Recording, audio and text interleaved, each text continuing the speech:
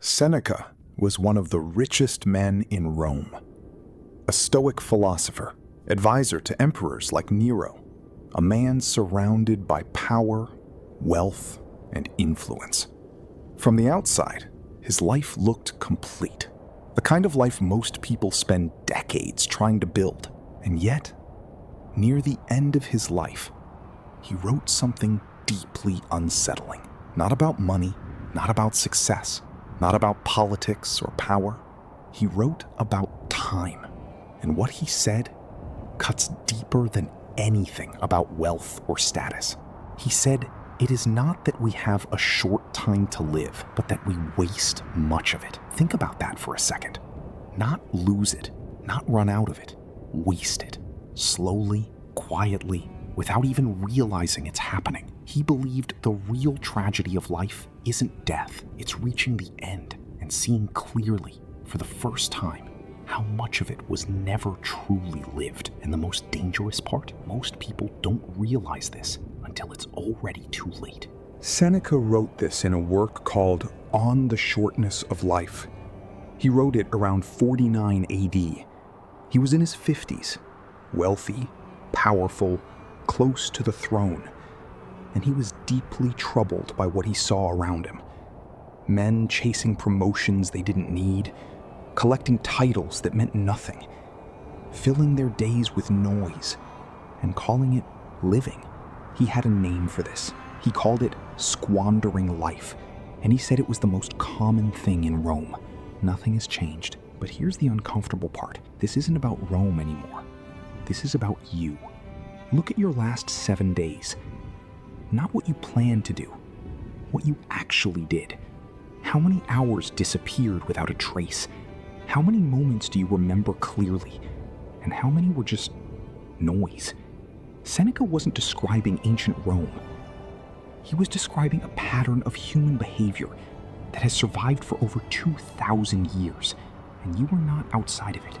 Seneca said most people live as if time is infinite, as if there will always be more tomorrow, as if the years ahead are guaranteed. He called this the greatest illusion a person can hold, because time does not announce when it is running out. It just stops. There is a line in On the Shortness of Life that stays with you. Seneca wrote, "Omnia aliena sunt, tempus tantum nostrum est."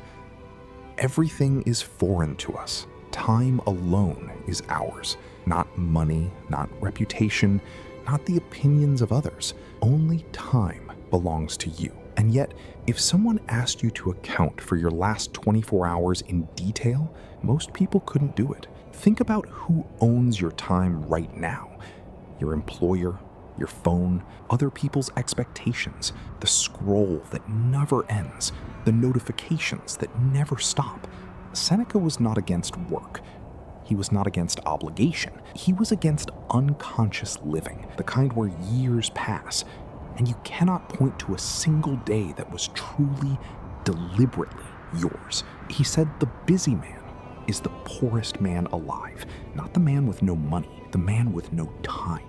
Because money can be recovered, status can be rebuilt, but an hour lost is lost forever. No emperor in Rome could buy back a single wasted afternoon. Not even Nero, not even Caesar, and neither can you. So what did Seneca say to do? He was not vague about this. He was specific, practical, direct. He said, reclaim your time. Start now, not tomorrow. He wrote to his friend Lucilius with urgency, Ita fac me Lucili, vindicate tibi. Claim yourself for yourself. Not for your career, not for your reputation, for you. He said, most people postpone living. They say, when I finish this project, I will rest. When the children grow up, I will travel. When I retire, I will finally live. Seneca called this the saddest sentence in any language, because the man who postpones living is the man who never lives. The project ends, another begins. The children leave, something else arrives. Retirement comes, but the habit of waiting remains. And so the years pass, not taken, not stolen, just quietly handed away. one postponement at a time. He said this is not a failure of discipline, it is a failure of awareness. Most people simply never stop to ask, what is my time actually going toward? Seneca described different kinds of people who waste time, and his descriptions are uncomfortably accurate. The first, the man consumed by ambition, always chasing the next level, the next title, the next achievement, never arriving, never resting, never asking why he is still running. The second, the man lost in pleasure, not present in his pleasures either, already thinking about the next one before the current one ends, living in anticipation rather than experience. The third, the man who lives for others, who spends every hour in service of what other people expect, who reaches old age and realizes he never had a life of his own. Seneca said these three men have something in common. None of them are living in the present. All of them are somewhere else, in memory, in ambition, in obligation. And the present, the only moment where life actually happens, passes untouched. He wrote, "Nusquam est qui ubique est." The man who is everywhere is nowhere. This is not ancient philosophy. This is a diagnosis, and if it feels uncomfortably accurate, that's the point. There is another part of On the Shortness of Life that hits differently. Seneca talks about learned men, philosophers, scholars, people who spent their whole lives studying wisdom, and he makes a brutal observation. He says even they often miss the point. They study how to live, but forget to actually live. They read about time, but give their time away like everyone else. Wisdom, Seneca said, is not knowing what the good life looks like. It is living it daily, without waiting for the perfect conditions. He said the wise man does not say, "I will begin when things settle," because things never settle. The storm clears, another arrives. The world does not calm down so you can begin. You begin anyway, in the middle of everything. This was his answer to the chaos of Roman life, and it is the answer to the chaos of modern life. You do not need more time. If you had more time, you would likely waste that too. You need to decide what your time is for. That one decision changes everything.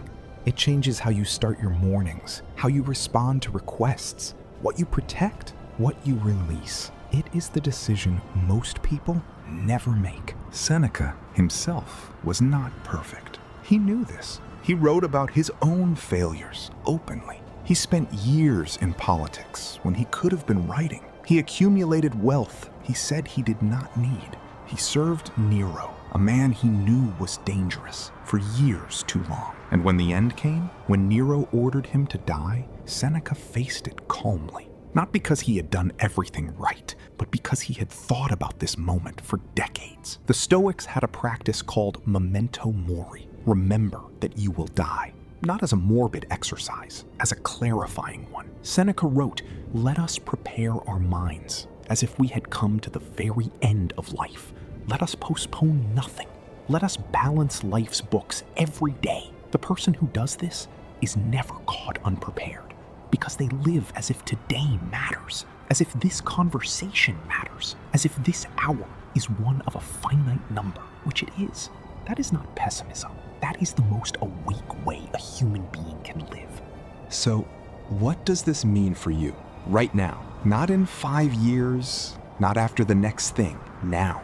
Seneca's message is not complicated. Most of what steals your time, you have already consented to. The scroll you pick up without thinking, the meeting that could have been a message, the conversation you stay in out of politeness, not genuine care, the plan you keep saying you will start next month. None of these are stealing from you. You are handing them your hours, not once, but daily, habitually, without resistance. Seneca said, "It is not that life is short. We make it short. The difference matters. Because if life is short by nature, there is nothing to do. But if we make it short, then we can unmake that. We can choose differently, starting today, starting this hour. Not by quitting everything, not by becoming a philosopher in the mountains, but by asking, Is this hour mine? Is this decision mine? Is this life actually mine? Those 3 questions, asked daily with honesty, that is what Seneca spent his whole life trying to teach. There is one final thing worth saying about Seneca. When Nero gave the order, Seneca did not beg. He did not panic. He gathered his friends. He spoke calmly. He asked for his notebooks. He wanted to record his final thoughts.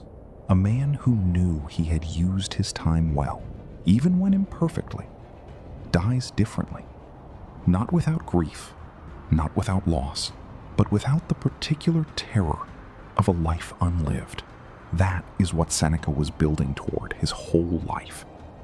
Not wealth, not fame, a relationship with time that left no room for regret. The question is not whether you have time.